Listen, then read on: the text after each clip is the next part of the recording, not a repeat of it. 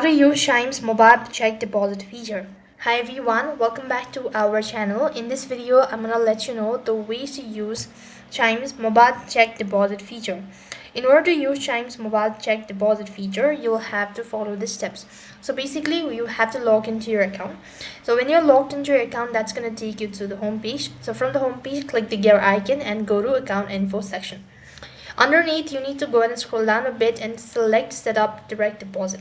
When you do this, you'll be taken to the next field where you have to go ahead and select check deposit. When you actually click on check deposit, you'll be asked to take a picture of your check. So make sure that you've signed the check on the back of the paper as well, and then take a clear picture of it. Also, you have to take a both side of the picture, so you need to make sure that you've taken a clear one.